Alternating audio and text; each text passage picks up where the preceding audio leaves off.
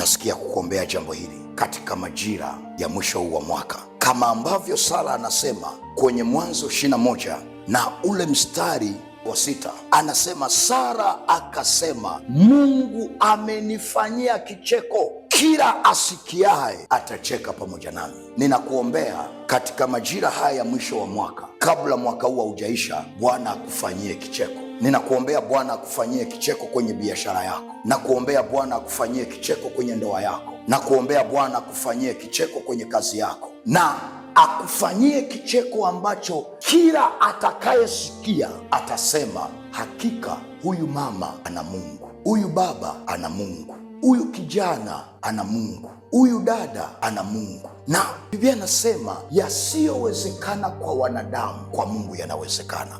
Na kama Sara alizaa kwenye uzee wake na Mungu akampa kicheko, ninaona na wewe kabla mwaka hujaisha, katikati ya machozi na kukata tamaa uliko nako, naona Mungu akikufanyia kicheko, naona Mungu akikupa Isaka wako, na kila atakayesikia jambo Mungu alilokufanyia atasema, kwa kweli mwacheni tu huyu mtu ana Mungu. Na kabla mwaka hujaisha, Mungu akupe kicheko kwa jina la Yesu. Natamka kwa jina la Yesu, Mungu akupe kicheko kwenye biashara, kwenye maono, kwenye ndoa yako, kwenye kipawa, kwenye kampuni yako, kwenye familia. Mungu akupe kicheko katika jina la Yesu, na kila atakayesikia atacheka pamoja na wewe katika jina la Yesu.